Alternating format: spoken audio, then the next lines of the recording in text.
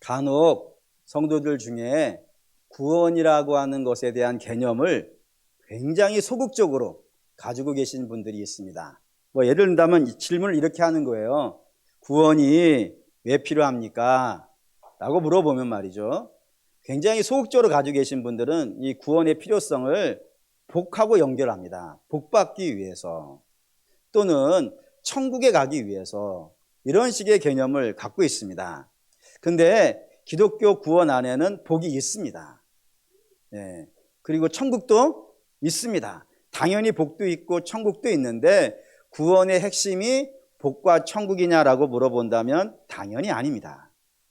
구원, 성경이 말하는 구원의 핵심은 죄에서 건짐받는 거예요.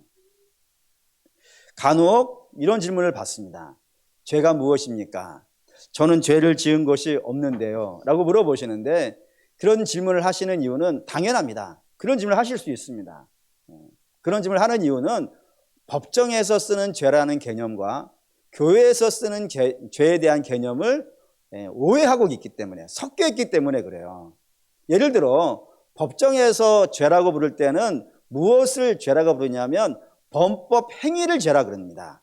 예를 들어 사기를 친다든가 또는 거짓말을 한다든가 또는 폭행을 한다든가 이런 것을 했을 때에, 그런 거를 범법 행위를 했을 때에 죄라고 판단을 하는 것인데, 교회에서 죄라고 말하는 건 그런 개념을 가지고 말하는 게 아닙니다.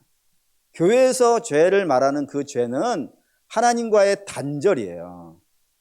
하나님과 단절되어져 있기 때문에 당연히 하나님을 모르는 게 죄입니다.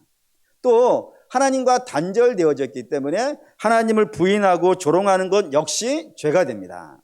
뿐만 아니라 하나님을 모르기 때문에 주의 말씀대로 살지 않는 것도 당연히 죄가 되어집니다. 그러니까 그 주와 연결되어져 있는 끈들이 끊어져 있는 상태, 그거를 죄라고 성경이 말한다 이겁니다. 그럼 이제 법정에서 죄와 교회에서 말하는 죄가 어떻게 다른지 여러분 이제 아셨을 겁니다. 그러면 다음 질문을 할 수 있어요. 그러면 그런 죄에서 우리가 건짐 받아야 되는 이유는 뭘까요? 심각한 것도 아닌 것 같은데 거기서 왜 우리가 건짐 받아 구원을 받아야 될까요? 라고 물어보실 수 있습니다. 그 일이 이것 때문입니다. 죄인이 가지고 있는 가장 중요한 특징이 하나가 있어요. 그 죄인이 가지고 있는 가장 중요한 특징은 온전한 삶을 살지 못한다는 겁니다. 여기에서 온전한 삶이라는 것 역시 교회가 가지고 있는 개념이 좀 다릅니다. 어떻게 다르냐? 온전한 삶이라는 것은 윤리와 도덕을 말하지 않습니다. 윤리와 도덕을 말하는 것이 아니라 온전한 삶은 하나님 말씀대로 사는 겁니다. 그런 삶을 성경은 온전한 삶이라고 그러는데, 당연히 죄인은 하나님과 단절되어져 있으니까 하나님 말씀대로 사는 것이요, 불가능합니다. 불가능하기 때문에 하나님 말씀대로 살지 않기 때문에 저 사람들은 어떻게 살까요? 당연히 자기가 기준이 됩니다. 자기 욕심을 따라서, 자기 욕망을 따라서, 자기 마음에 끌려서 그렇게 자기를 중심으로 살아가는 인생이 되어져 버린다는 거예요. 그러면 다음 질문 해보죠. 그러면 자기 마음대로 살고 자기 욕망과 자기 욕심대로 사는 것이 뭐가 문제이길래 거기서 구원을 받아야 될까요? 라고 물어보실 수 있어요. 그러면 그거에 대해 성경은 이렇게 얘기합니다. 그렇게 살면 비참해진다 이거예요. 비참해진다고. 그걸 성경은 다양한 예를 가지고 설명을 합니다. 예를 들어 첫 번째 사람 아담과 하와가 죄로 말미암아서 하나님을 떠나게 됩니다. 떠나서 에덴의 동쪽에 가 살게 되어지는데, 그 에덴의 동쪽에 살고 있는 삶의 형태를 가인과 아벨로 설명을 한다 이거예요. 가인은 어떤 사람이냐? 그는 예배를 드리는데 자기가 기준인 사람이에요. 이거 다 얘기하면 날 새야 되니까 그냥 그것만 외워주시기 바라요. 가인은 자기가 중심이 되어 자기 마음대로 예배 드리는 사람, 이렇게 이해해 주시고, 아벨은 자기가 주인이 아니고 하나님이 주인이에요. 그래서 하나님의 뜻대로 예배를 드리는 사람이에요. 그런데 누가 누구를 죽여버리나요? 가인이 아벨을 죽인 거예요. 그러니 하나님의 뜻을 따라 살아가는 사람이 죽어버린 거예요. 자기를 따라 살아가는 사람에 의해서요. 그럼 누구만 남은 거예요? 자기를 따라 사는 사람만 남은 거예요. 그런 사람이 살고 있는 세계가 가인의 족보란 말이에요. 그리고 그 가인의 족보의 가장 정점에 등장하는 사람이 라멕이라는 사람이 등장하는데, 그 라멕이라는 사람의 인생을 성경은 이렇게 씁니다. 창세기 4장 23절. 읽겠습니다. 라멕이 아내들에게 이르되 아다와 실라여 내 목소리를 들으라. 라멕의 아내들이여 내 말을 들으라. 나의 상처로 말미암아 내가 사람을 죽였고 나의 상함으로 말미암아 소년을 죽였도다라고요. 이 라멕이 가인의 후손인데 그에게는 하나님의 법과 관계없이 부인이 둘 생긴 거예요. 근데 저 부인 둘도 사실 심각해요. 얼마나 심각하냐. 하나는 딸랑딸랑이라는 소리고 또 하나는 분바른다는 뜻이에요. 그러니 여성은 남성에게 딸랑거리는 사람이 아니에요. 남성을 위해서 분바르는 사람이 아니라고요. 그러니까 그 여성의 가치를 라멕의 가문에서 땅바닥에 쳐박아 버린 거예요, 지금. 이럴 때는 여성이 아멘을 해야 되는데, 어쨌든 그렇다 이거예요. 동등한 가치였는데 그걸 땅바닥에 처박혀졌다고요. 자기가 주인 되니까. 근데 그것뿐이 아니라 사람에게 복수를 하는데 이 복수도 어느 정도냐면은 내게 조금만한 손해가 되어진다 하더라도 그 손해로 말미암아 누구까지 죽인다고요. 소년도 죽인다 이거예요. 왜? 자기가 주인이니까. 하나님이 주인이어야 되는데 하나님이 주인이 아니니까 자기 부인 앞에서도 내가 주인이고 자기 자녀 앞에서도 내가 주인이고 이 땅의 모든 사람 앞에서 내가 주인이라고요. 극단적인 이기주의가 가인의 가문에서 나오는 거예요. 여기 어디 평안이 있겠으며 여기 어디 기쁨이 있겠어요. 좀 더 가볼까요? 창세기 6장에 가면 이런 이야기가 있습니다. 거기 이제 노아의 시대 사람들 등장하는데 6장 4절 한번 보죠. 6장 4절 읽겠습니다. 당시에 땅에는 네피림이 있었고 그 후에도 하나님의 아들들이 사람의 딸들에게로 들어와 자식을 낳았으니 그들은 용사라 고대의 명성이 있는 사람들이라 했습니다. 여기 이제 노아 시대에 하나님께서 홍수로 심판을 하시는 이유를 설명을 쭉 하는 거예요. 그 중에 이 4절을 읽었는데 거기에 용사라고 하는 단어에다가 동그라미를 치시고 생각을 해보셔야 돼요. 저 용사, 목사님, 용사 늘 보는 거 아니겠어요? 주변에 많이 있어요. 라고 하시겠지만 종교개혁을 했던 루터 아시죠? 그 루터가 저 용사라는 단어를 뭘로 번역을 했냐면 폭군으로 썼어요. 폭군. 폭군이 어떤 사람입니까? 내가 하려고 하는 일이 있다고요. 근데 그 내가 하려는 일을 반대를 한다든가 안 따라오는 사람은 더 어떻게 하는 거예요? 다 잘라버리는 거예요. 다 숙청해버리고 쫓아내버리고 그렇게 하는 게 폭군이라고요. 그런 폭군의 개념을 성경은 갖고 있지 않아요. 성경은 어떤 개념이냐면 만왕의 왕 하나님이 죄인된 사람 앞을 섬기는 거란 말이에요. 높은 자가 섬기는 개념을 가지고 있는 게 성경인데 그거를 뒤집어서 왜? 내가 주인이니까. 왕인 내가 주인인 거예요. 내 맘대로 하는 거지. 아니 백성들이야 신하들이야 내가 하라는 대로 따라와야지. 뭐 여기다 토를 달아. 이런 개념이 가인의 가문과 멸망할 세대에 등장하고 있더라 이거예요. 이게 다 뭐에 의해서 나오냐면 하나님과의 관계가 끊어진 사람들에게서 등장하고 있는 장면이라 이겁니다. 비참하죠. 이것만으로도 비참한데 조금 더 비참한 것은 이런 삶을 고치지를 않는 거예요. 윤리와 종교와 도덕과 학문으로 자기 중심인 인생이 고쳐지지 않는 거예요. 그게 고쳐지고 있다면 이 세상 윤리가 충만하고요, 도덕이 충만하고 웬만한 사람은 삼광오륜쯤은 다 알고 있고 윤리교육 다 받으셨죠? 다 윤리는 기본적으로 A 아니에요? 시험 볼 때 윤리는 내가 다 맞고 가 이렇게 개념했잖아요. 다 알고 있단 말이에요. 심지어는 이런 책도 있어요. 여러분들이 알아야 될 건 유치원에서 다 배웠습니다. 유치원만 다녀도 이 땅을 어떻게 사는 게 옳게 사는지 다 안다 이거예요. 그만큼 지식은 충만해요. 그런데 이 세상이 옛날보다 나은가요? 점점점 더 악해져 가고 있고 더 사나워져 가고 있고 그렇잖아요. 그게 윤리가 없어서 그렇습니까? 공부를 안 해서 대학을 안 나와서 그렇습니까? 종교가 없어서 그렇습니까? 이게 안 고쳐지는 거예요. 더 심각한 것은요, 그렇게 살다가 하나님 심판대 앞에 서는 거예요. 거의 공포 수준 아니겠어요? 그러니 이게 참 심각하고 어려운 거라 이겁니다. 그러니까 하나님과 떨어져 있는 인생은 비참하고 그 결과도 비참하고 이런 상태가 되어지는 거예요. 본인들만 모르고 있을 뿐이지. 근데 이거를 누가 불쌍히 여기는 거예요? 아무도 불쌍히 그냥 당연히 다 그렇게 사는 건 줄 안단 말이에요, 인생들은. 근데 이걸 불쌍히 여기시는 분이 하나님이 계시더라 이거예요. 그래서 하나님이 저들을 돌이키시기로 마음 먹었어요. 그러면 제일 먼저 뭐부터 하는 게 맞을까요? 죄로 말미암아 떠났으니까 돌아오게 하려면 뭐부터 해결해야 되겠어요? 죄를 해결해야 돼요. 근데 죄를 뭘로 해결할 수 있겠어요? 돈으로 해결할 수 있겠습니까?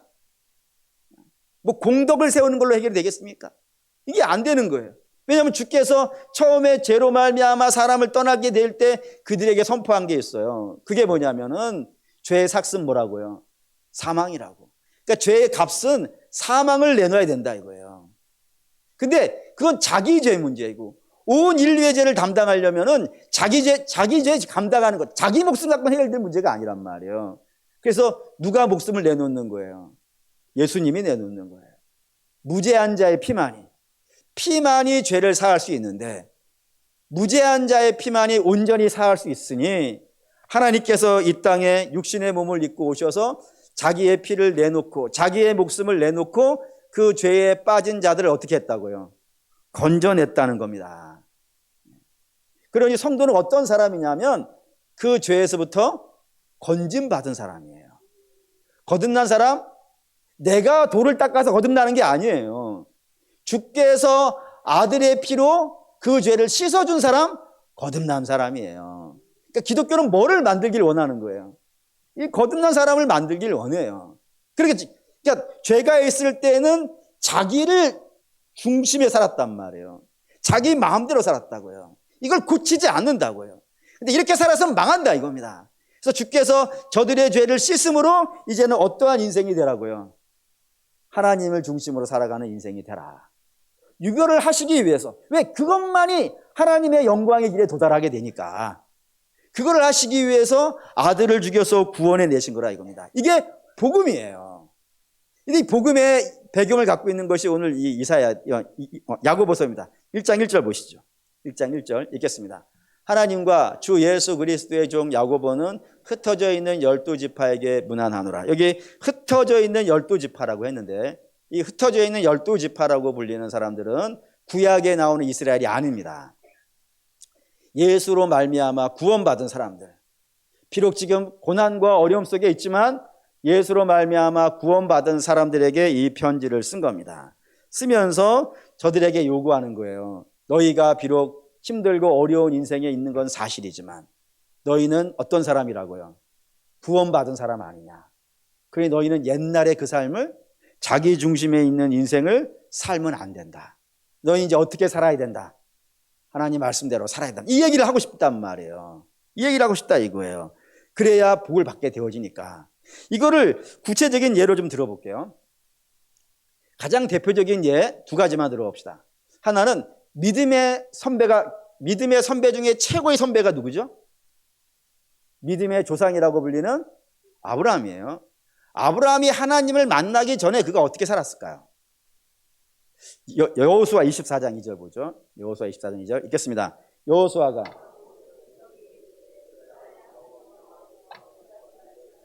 옛적에 너희 조상 곧 아브라함의 아버지 나홀의 아버지 데라가 강 저쪽에 거주하며 다른 신을 섬겼으나 아브라함 저런 사람이었다고요. 근데 이걸 하나님께서 처음 만나셨을 때 아브라함이 이런 사람이었어요. 근데 이거에 대해서 하나님이 왈가왈부하지 않으세요. 이런 말도 안 하세요. 왜죠? 너 왜 다른 신 섬기고 살아? 이걸 아브라함에게 묻지 않으셨다니까요. 왜 그러냐면 그 전에는 아브라함도 하나님을 모르는 거예요. 사람이 스스로 하나님을 아는 예는 없어요. 하나님이 당신을 계시하셔야 돼. 나타나셔야 되는 거예요. 그러니까 아브라함 앞에 하나님이 나타나시기 전까지는 아브라함은 하나님 몰라요. 모르니까 다른 신을 섬기고 살았다 이거예요. 그걸 하나님이 왈가왈부하지 않으신다니까요. 그런데 하나님을 만났단 말입니다. 그럼 너는 이제부터 어떻게 해야 되는 거예요? 다른 신을 섬기고 살면 안 되는 거예요. 이제부터는. 이제는 하나님 말씀을 따라 살아야 되고 아무리 어려운 일이 있더라도 주의 뜻을 따라 살아야 되는 것이 아브라함에게 주어진 것이고, 그래서 그 정점에 뭐가 등장하냐면 그 아브라함이 하나님 말씀을 의지하여서 이삭을 내놓는 경지까지 가는 거예요. 거기까지 가게 하시는 거예요. 뿐이 아니라 좀 더 가보죠. 좀 더 가보죠. 예수님이 예루살렘에 올라가셨어요. 초막절이랑 명절 때 예루살렘에 올라가셨어요. 그때 사람들이, 많은 남자들이 한 여자를 질질질 끌고 예수님 앞에 왔어요. 그리고 말하기를, 모세의 율법에는 현장에서 간음한 여자는 돌로 쳐 죽이기로 되어져 있는데, 이 여자가 우리가 현장에서 간음하다가 온 여자인 걸 내가 잡아왔다. 그럼 모세의 율법에 의하면 이 여자는 돌을 쳐 죽여야 되는데, 당신이 한번 이야기해봐라. 당신은 사랑을 이야기하는 자니까 이 여자를 돌로 쳐야 됩니까? 그러면 당신이 사랑은 없는 것이 되는 것이고, 용서해 주라 그러면 율법을 깨는 사람이니까 우리는 인정할 수 없습니다. 한번 당신의 판결을 내려보십시오 하고 데리고 온 거예요. 그러자 주께서 아시다시피 땅에 앉으셔서 손가락으로 뭔가를 막 쓰셨죠. 그러자 그 돌 들고 있는 남자들이 예수님을 재촉을 합니다. 빨리 결정을 하십시오. 우리도 출근해야 됩니다. 뭐 이런 식이 됐겠죠. 막 재촉을 하니까 예수님이 일어나셔서 하신 유명한 말씀 있지 않습니까? 뭐죠? 죄 없는 자가 먼저 돌로 치라 라고 하셨고, 그러자 그 돌든 남자들이 양심의 가책을 느껴서 돌을 넣고 하나씩 떠났습니다. 다 떠난 다음에 주께서 그 여자에게 물으셨어요. 너를 정죄하던 그 남자들 다 어디 갔냐? 라고 묻자 그 여자가 뭐라 하죠? 다 떠났습니다 라고 얘기한 거예요. 그리고 나서 예수님이 하신 말씀을 생각하셔야 돼요. 요한복음 8장 11절 읽겠습니다. 대답하되 주여 없나이다. 예수께서 이르시되 나도 너를 정죄하지 아니하노니 가서 다시는 죄를 범하지 말라 하시니라 라고요. 나도 너를 정죄하지 않는다 이거. 현장에서 간음했던 걸 정죄하지 않는다. 왜요? 예수 만나기 전이라 이겁니다. 예수 만나기 전에, 아브라함이 하나님 만나기 전에 그가 다른 신을 섬기고 살았던 것을 하나님이 왈가왈부하지 않으셨다고요. 그런데 저 여자도 현장에서 간음한 거라고요. 그게 없어지는 게 아니라 이겁니다. 그건 사실이라고요. 그런데 그거 예수 만나기 전이라 이겁니다. 근데 이제 예수 만났다 이거예요. 이제는 나로 말미암아 구원 받았다고요. 그러니 이제는 다시 그 옛날의 그 삶으로요 돌아가면 안 된다는 겁니다. 이거 갖고 한번 상상을 해보세요. 상상을. 이 여자 자기가 사는 집으로 돌아가면 어떤 일을 만나겠어요? 이전까지는 이스라엘은 창녀가 없어요. 공식적으로 창녀가 없어요. 왜냐하면 율법에 창녀를 만나는 즉시 누구든지 돌로 쳐 죽이게 돼 있단 말이에요. 그러니 공식적으로 드러난 창녀는 단 한 명도 없어요. 단 한 명도. 근데 저 여자는 그러면 지금까지 살아있었던 이유는 뭐예요? 안 들킨 거예요. 안 들킨 거예요. 안 들켰기 때문에 살았단 말이에요. 근데 지금은요, 만천하에 공개됐잖아요. 그럼 앞으로 어떤 일을 만나겠어요? 가는 곳마다 조롱을 받을 것이고 멸시를 받을 것이고 천대를 받을 거예요. 어쩌면은 돌이 날라오는 인생이 될지도 모르겠어요. 매우 어려운 인생이 됐을 것이라는 건 불을 보듯 뻔하다고요. 근데 그때 주께서 말씀을 하시는 거예요. 그래도 너는 이제부터 믿음으로 살아. 자폭하지도 말고 자살하지도 말고 도망가지도 말고 아무리 어려워도 너는 이제 믿음으로 살아. 왜? 내가 너를 건져해 줬으니까. 그 삶을 명받은 거라 이겁니다. 예수를 만났기 때문에. 여러분, 구원이 좀 그림이 그려지셨으면 좋겠어요. 구원이 이런 겁니다. 죄인은 하나님 말씀대로 못 살아요. 자기가 중심이 돼서 자기 인생을 살아요. 근데 그게 비참하단 말이에요. 거기에서 그렇게 살지 말라고 이제 하나님 말씀을 따라 살아가는 사람이 돼야 되는데 그에게는 그럴 힘이 없단 말이에요. 아무리 갖다가 이야기해줘도, 아무리 뭐 예언자를 보내고 기적을 행해도 안 된다고요. 그 안 되는 걸 뭘로 확인했어요? 구약 이스라엘로 확인했잖아요. 그래서 주께서 오셔가지고 죄를 씻기 위해 죽으시는 거란 말이에요. 그럼 이제 죽어서 구원해 줬으니까 이 사람들이 이제 어떻게 살아야 되는 거예요? 하나님 말씀대로 살아야 돼요. 이게 그 의무가 된 거예요. 의무가. 이제 네 목숨은 내 거야. 내가 너를 건졌으니까. 너 내 안에서 죽었어. 내가 건져줬잖아. 그럼 이제부터는 내 말씀대로 살아야 돼 라고 이야기한 거란 말이에요. 근데 오늘 본문은 그게 반대 이야기가 등장한 겁니다. 반대라는 게 좀 이상하긴 하지만 읽어봅시다. 22절 읽겠습니다. 너희는 말씀을 행하는 자가 되고 듣기만 하여 자기를 속이는 자가 되지 말라고요. 예. 너는 말씀을 듣기만 하고 행하지 못하는 그런 자가 되지 말라라고 하신단 말입니다. 이게 굉장히 좀 심각한 이야기예요. 얼마나 심각하냐면 예를 들어 봅시다. 듣지도 않고 행하지도 않는 사람은 누군가요? 안 믿는 사람이지. 그렇지 않습니까? 안 믿는 사람은 듣지도 않을 것 아니겠어요? 당연히 듣지도 않으니까 행하지도 않겠죠. 그러면 듣기는 했는데 안 행하는 사람은 뭐라고 해야 돼요, 여러분? 뭐라고 해야 정상일까요? 며칠 전에 새벽 2시에 갑자기 눈이 확 떠졌어요. 그런데 휴대폰에서 설교 하나가 막 흘러나오는 거예요. 아마 제가 잠자기 전에 유튜브를 틀어놓고 잤는 모양이에요. 근데 이제 막 소리가 나니까 제가 뭐 나도 후딱 깼겠죠. 깨가지고 이게 뭔데 이렇게 하고 있는가 하고 휴대폰을 딱 들었어요. 들었더니 여기에 미국 목사님이 설교를 하시는 거예요. 영어로 막 하는데 제가 영어를 알아들었다는 건 아니고 자막이 써 있었다는 얘기겠죠. 근데 그 자막이 되게 셌어요. 그래서 그냥 눈 비비고 일어나는데 정신이 번쩍 들었어요. 오늘 여러분에게 말씀을 드리려고 하는데 혹시 듣고 상처받는 일이 없기를 바랍니다. 지금 위험하시다고 생각되시는 분은 지금 갑옷을 입으십시오. 아니면 손을 귀를 막든지 뭐 나름대로 대처를 좀 하시기 바라요. 이런 내용이었습니다. 이태리 식당에 가면 이태리 사람이 됩니까? 멕시코 식당에 가면 멕시코 사람이 됩니까? 그러면 그게 아니면 교회를 가면 교인이 됩니까? 성도가 됩니까? 거듭나야 성도 아닙니까? 죄사함 받아야 성도 아닙니까? 라고 이야기하는데 눈이 번쩍 뜨이더라고요. 여기 22절에 자기를 속인다고 했어요. 자기를 속인다고요. 이 말씀 여러분 주목하셔야 돼요. 말씀을 듣고 행하지 않는 자를 성경은 자기를 속이는 자, 곧 기만하는 자라고 한다는 거예요. 왜냐하면 주께서 말씀대로 살게 하시려고 구원하신 거란 말이에요. 살게 하려고, 살지 못하는 자를 살게 하시려고 아들을 내어놓고 구원에 왔는데 그 사람이 안 살고 있으면 그럼 뭐가 된 거예요? 하나님이 하신 일이 쓸데없는 일이 됐든지 아니면 그가 이게 안 넘어온 사람 아닌 거 아니겠어요? 근데 하나님이 하신 일이 쓸데없는 일은 아닐 테니까 그가 구원받은 사람이 아니지 않겠느냐.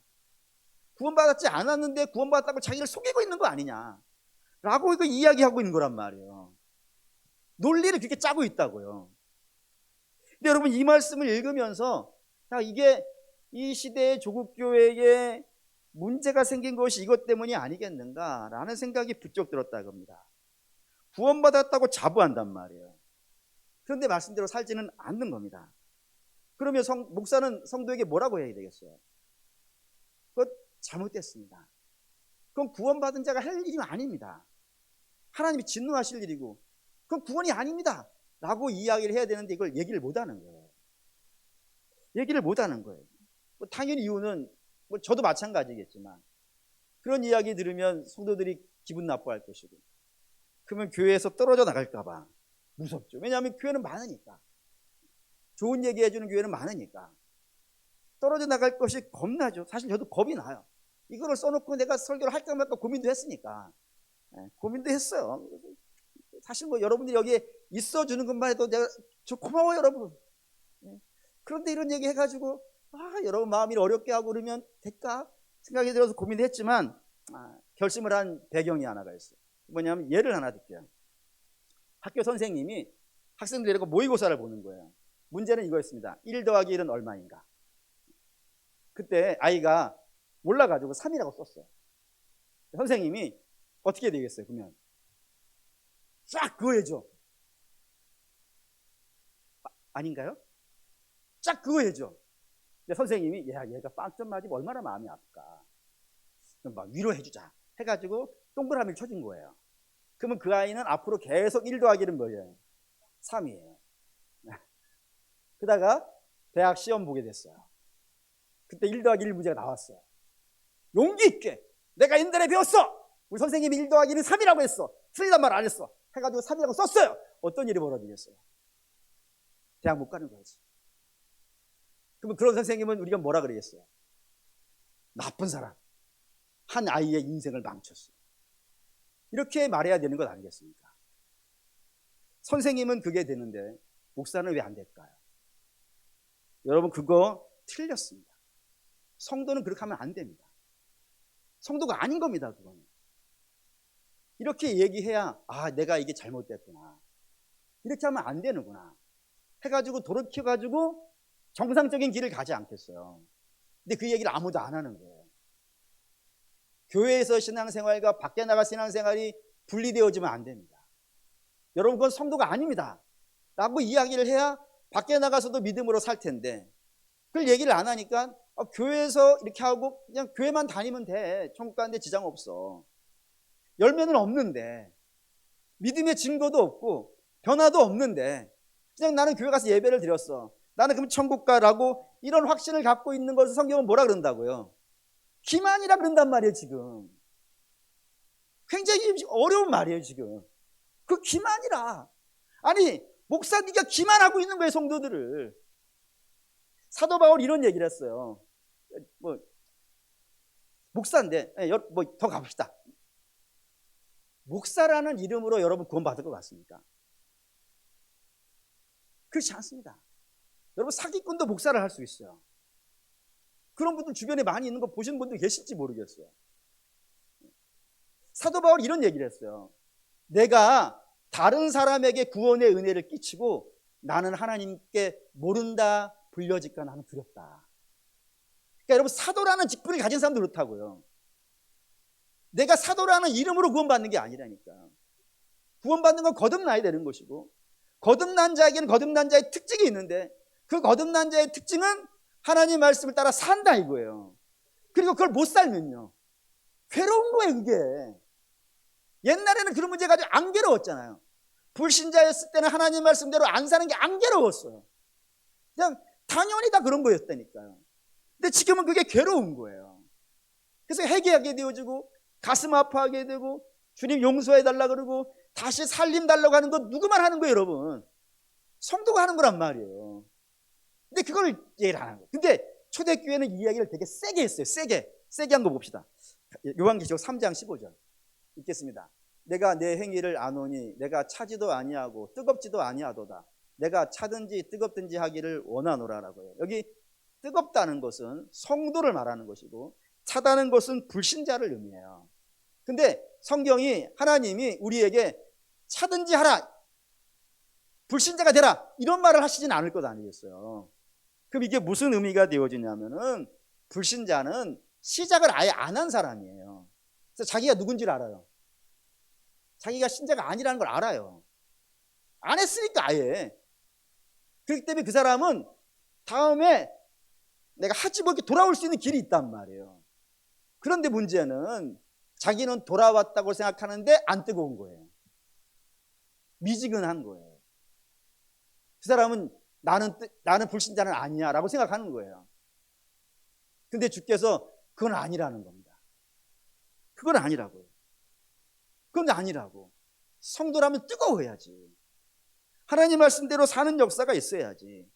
그렇지 않고 있다가 주님 재림하시는 날 저 선생님이 1 더하기 1 3이라고 해서 이러면 곤란한 거예요, 여러분. 그래서 요한계시록 3장 18절 19절 이런 말씀이 있어요. 읽죠. 내가 너를 권하노니 내게서 불로 연단한 금을 사서 부요하게 하고 흰옷을 사서 입어 벌거벗은 수치를 보이지 않게 하고 안약을 사서 눈에 발라보게 하라 했다고요. 여기 더 있죠. 물은 내가 사랑하는 자를 책망하여 징계하노니 그러므로 내가 열심을 내라 회개하라고요. 여기 안약이 나오는데 저 라오디게아 지역이 안약으로 유명한 동네였대요. 그 안약이 어떤 역할을 하죠? 제대로 보게 하는 역할을 하잖아요. 그래서 성경이 주께서 이러는 거예요.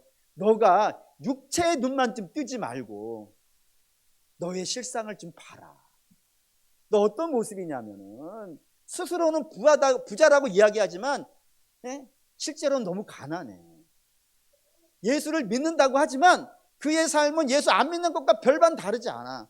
그건 잘못된 거야. 그러니까 너의 실상을 보고 제대로 눈을 떠서 보고 그리고 어떻게 하라고요? 회개하고 돌아오라. 회개하고 돌아. 내가 너를 책망하는데 이 책망하는 건 네가 미워서가 아니야. 내가 너를 너무 사랑하는데 너가 지금 1 더하기 1을 3이라고 알고 있어. 그거는 망하는 길이야. 그러니 그거 틀렸으니까 이제 믿음으로 살라. 하나님 말씀대로 살라. 그거를 주기 위해서 내가 너희를 위해 죽었다 이거예요. 그리고 믿음으로 살아 돌아오는 자들은 어떻게 하겠다고요? 3장 20절. 3장 20절. 읽겠습니다. 볼지어다 내가 문 밖에 서서 두드리노니 누구든지 내 음성을 듣고 문을 열면 내가 그에게로 돌아가 그와 더불어 먹고 그는 나와 더불어 먹으리라. 복 받는다 이거 여기서. 이걸 지금 야고보가 똑같이 이야기하고 있어요. 보시죠. 1장 25절. 읽겠습니다. 자유롭게 하는 온전한 율법을 들여다보고 있는 자는 듣고 잊어버리는 자가 아니요 실천하는 자니 이 사람은 그 행하는 일에 복을 받으리라. 똑같죠. 또 주의 말씀대로 살아. 왜? 주의 말씀대로 살게 해주려고 내가 아들을 죽였단 말이에요. 그러니 이제 주의 말씀, 그게 여러분들을 얽매고 불편하게 하고 힘들게 하는 게 아닙니다. 하나님의 말씀 우리를 자유롭게 하는 거라고요. 진짜 자유를 만날 수 있어요. 그래서 그 자유롭게 하는 온전한 율법 하나님의 말씀을 따라 살라. 그러면은 너희가 복을 받는다라고요. 그러니까 복을 받으려고 몸부림칠 것 아니라 하나님 말씀대로 살려고 몸부림치시고 그걸 못 살 때 애통해 하시고 회개하시고 은혜를 구하십시오. 그래서 그 은혜 받아 다시 하나님 말씀대로 살면 복은 어떻게 되는 거예요? 따라오는 거예요. 그게. 그로 사랑하는 믿음의 성도 여러분, 신앙생활 오래 했냐? 신앙생활 얼마 안 됐냐? 이건 하나도 중요한 문제가 아닙니다. 주께서 말씀하셨어요. 먼저 믿은 자가 나중 되고 나중 믿은 자가요 먼저 된다고요. 직분이 뭐냐도 하나도 중요하지 않습니다. 목사라는 이름으로 천국 가지 않습니다. 여러분, 너는 목사니까 모든 나쁜 짓 해도 내가 다 눈 감아줘, 그런 예는 없어요. 그런 예는 없어요. 직분으로 여러분이 어떠한 직분을 가지고 있느냐가 하나님 나라에서 인정받는 대접이 아니에요. 하나님 나라는 뭘로 인정을 받냐면은 너가 이제 하나님 말씀대로 살았냐. 고로 사랑하는 믿음의 성도 여러분, 옛날에 몰랐을 때는 몰랐다고 할 수 있어요. 근데 이제는 몰랐다고 할 수 없어요. 그렇죠? 제가 30분을 얘기했잖아요. 몰랐다고 할 수 없어요. 그러니 몰랐다 하지 마시고 이제는 하나님 말씀대로 사십시오. 혹시 나는 죄가 없는데요 라고 하시는 분이 있다면 내가 하나님 말씀대로 안 살아서 그래요. 그래, 하나님 말씀대로 살면 여러분이 제일 먼저 만나는 건 절망일 거예요. 아, 나 이거밖에 안 되는 사람이었다. 그러니 주님께서 나를 위해 죽으셨고 주여 나를 불쌍히 여겨 주시옵소서. 살게 해주시려고 구원해 주셨사오니 살았으니 이제 살 길을 가게 해 주십시오라고 하셔야 돼요. 놀라운 이야기하고 마치죠. 이 야고보서와 요한계시록은 전부 교회에게 하신 말씀이에요. 그러니까 초대교회에도 듣기만 하고 행하지 않는 자들이 있었던 것 같아요. 그런 자들을 주께서 사랑하시사 너희 그러면 안 돼. 망하는 길이야. 1 더하기 1은 3이야. 그건 2야. 바꿔야 돼. 내가 이 일을 하기 위해서 아들을 죽였다. 그러니 그 피로 씻음 받고 거듭나서 이제 하나님 말씀대로 살라. 그러면 너희가 복을 받는다. 이게 특권이에요, 여러분. 세상에는 이런 특권을 누릴 힘이 없어요. 오직 구원받은 자에게 주는 특권인 줄 믿사오니 사랑하는 믿음의 성도 여러분, 혹시 잘 모르시겠으면 도와달라 하시고, 아는데 못 살았으면 회개하시고, 살고 있으면 용기 내십시오. 그래서 끝까지 믿음의 길을 경주하셔서 하나님이 주시는 복을 저는 지금도 믿습니다. 바다가 갈라지고 성은 무너지고 골리앗이 쓰러집니다. 그게 하나님의 말씀의 능력입니다. 그런 능력을 체험하실 수 있는 저와 여러분 되시기를 주의 이름으로 축원합니다. 아멘.